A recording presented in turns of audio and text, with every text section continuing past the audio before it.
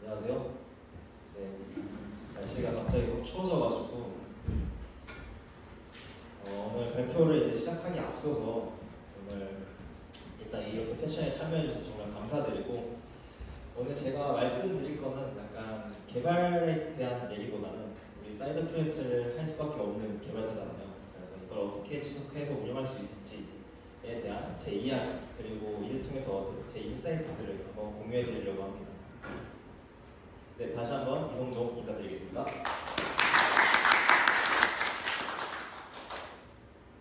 네, 여러분 혹시 사이드 프로젝트를 한 번씩은 해보셨고 또 지금도 하고 계신 분이 있을 것 같은데, 그 사이드 프로젝트를 1년 이상 지속해오고 있다라고 하시는 분 손 한번 들어줄 수 있나요? 병식님. 그럼 병식님은 이제 사이드 프로젝트 1년 동안 지속해오고 계시는데 그 노하우가 있을까요? 실사용자가 있어요. 실사용자가 있어야 합니다. 네, 감사합니다. 사실 이렇게 오랜 기간 동안 사이드 프로젝트를 지속하는 건 어렵다고 생각을 해요. 그래서 저도 2023년에 이게 제 깃허브 잡는데요. 그래서 그때 당시 보시면은 굉장히 커밋이 띄엄띄엄 박혀 있는 걸 보일 수 있죠. 그래서 저도 약간 여러분의 그 마음을 잘 알고 있습니다. 그래서 이랬던 저가 지금은 이제 2년 이상 사이드 프로젝트를 계속 진행해오고 있고, 그리고 누적 사용자 수가 한 7,000명 이상 확보한 그런 서비스에 대해서 어떻게 이러한 성과를 이뤄낼 수 있었는지에 대해서 이야기해 드리려고 합니다. 우선 시간은 23년도로 거슬러 올라갑니다. 그래서 그 당시에 이제 24년도에 저와 친구들이 학교 축제 주점을 운영을 했어야 하는 상황이었는데, 23년도에 미리 정찰하는 느낌으로다가 학교 축제 주점 구경할 겸 정찰하는 느낌으로 가서 주점이 어떻게 돌아가는지를 한번 파악해봤습니다. 근데 생각보다 전쟁터였어요. 이게 음악도 시끄럽고 주점 운영진들은 주문을 수기로 관리하고 있고, 또 고객들의 그 주문을 받으러 뛰어다니는 그런 모습을 보면서 굉장히 쉽지 않구나, 이거 우리가 어떻게 해야 되지? 라는 생각이 들었습니다. 그때 이제 저와 함께 운영진을 할 계획이었던 친구가 우리 이런 문제를 겪지 않기 위해서 이걸 해결하는 문제를 이 문제를 해결하는 서비스를 만들어보는 게 어떨까? 라는 의견을 제시해줬고, 그렇게 키오스크라는 서비스를 만들게 됩니다. 그래서 저희의 목표는 되게 간단했어요. 저희가 겪고자 하는 그런 주점 운영의 비효율적인 문제를 해결하고자 이 해당 서비스를 만들게 되었습니다. 그래서 저와 제 친구 2명, 이렇게 총 3명이서 진행을 하게 됐는데요. 그 당시 제가 개발 실력이 엄청 있었던 것도 아니고 굉장히 못하는 수준이었어요. 그래서 정말 우여곡절 끝에 이 개발을 완성을 하게 됩니다. 아마 그 안에서의 포기하지 않고 계속 개발을 할 수 있었던 이유는 그 문제를 겪는 게 정말 싫어서였던 점도 있어요. 그렇게 2024년에 저희 서비스를 건국대학교 축제 주점 3곳에서 사용하게 됐고, 그 기간 동안 1,200여 명의 사용자를 모집할 수 있게 됩니다. 이렇게 성공적으로 2024년에 서비스를 배포해서 운영까지 해보았는데, 이제 25년에도 이 서비스를 사용하기 위해서 계속 앞으로 달려나갈 예정이었습니다. 근데 그 당시에 3-2였던 저와 제 친구, 그리고 또 나머지 친구 1명이 학업에 대한 그 스트레스, 또 오버헤드로 인해서 점점 더 소홀해지게 됩니다. 그래서 이 문제를 어떻게 해결할 수 있을까? 이 문제를 이렇게 바라보고만 있으면 아까 봤던 커밋 로고처럼 그냥 묻혀서 사라져버리는 프로젝트 3이 된다 라는 생각이 들어서 다 같이 한번 의견을 나누는 시간을 가졌습니다. 그래서 거기서 우리의 문제점이 뭘까? 우리가 이 프로젝트를 지속할 수 없는 그런 걸림돌이 뭐가 있을까? 라고 의견을 나눠봤는데, 거기서 가장 1순위로 나온 의견이 바로 학업이었습니다.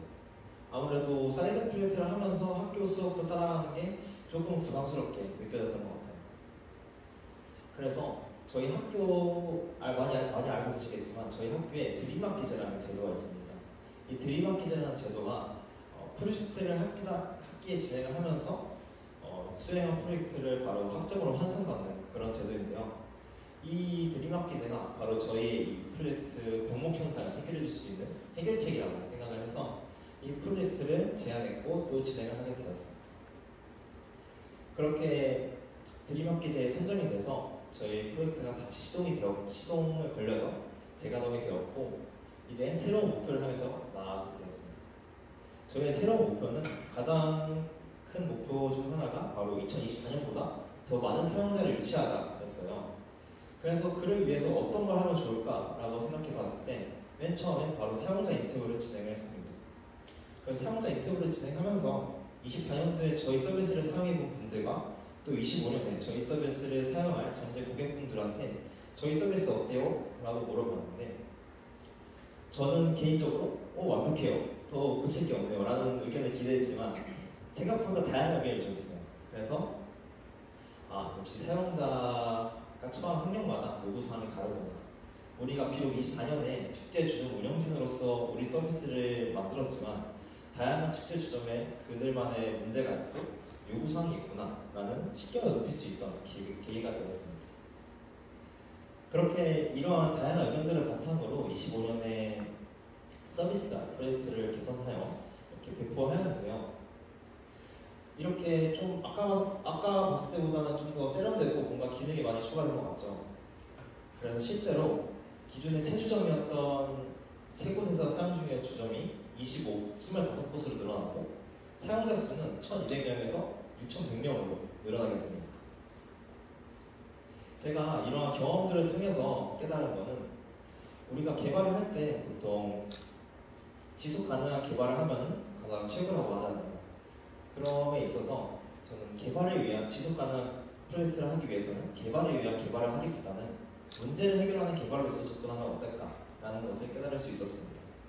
저희가 평소에 사이드 프로젝트를 하면은 어떤 기술을 익히고 싶어서 또는 프로젝트 하자고 하는 동아리에서 시켜서 이렇게 해서 기획자도 있고 디자이너도 있고 프론트 2명, 백엔드 2명 이렇게 프로젝트를 진행하는 걸 많이 봤는데 사실 그렇게 크게 볼륨을 가져가게 되버리면 그 많은 인원이 공통된 목표를 가지고 꾸준히 나아가기가 쉽지가 않다고 생각을 해요. 그래서 저는 맨 처음 시작할 때는 굉장히 그 인원이 조그만하게 가져갔고 또 명확하게 해결할 문제를 명확히 하고 시작하는 게 중요하다고 생각을 합니다. 마지막으로 이제 제가 이렇게 겪은 일련의 사건들을 통해서 얻은 인사이트 3가지를 공유해드리면서 마무리하려고 합니다. 첫 번째로는 본인의 문제에서 시작하기입니다. 물론 꼭 본인이 겪고 있는 문제가 아니어도 되는데 본인이 그 문제를 정말 깊이 이해하고 있으면 이 프로젝트의 기본 뼈대가 되면서 앞으로 나아가는 원동력이 된다고 생각을 해요. 그리고 두 번째로는 가장 중요한 건데 사용자의 의견을 듣는 것입니다. 이렇게 해결하고자 하는 문제를 명확히 했으면은 그 문제를 겪고 있는 동일한 문제를 겪고 있는 사용자들 분명히 있을 거예요. 그럼 그 사용자들에 대한 의견을 듣고 그들의 의견을 수용해서 개발적으로 풀어내는 그 경험이 개인적으로 굉장한 모티베이션이 되고 또 기술적으로 성장할 수 있는 계기가 되었습니다. 마지막으로는 환경을 조성하기고요.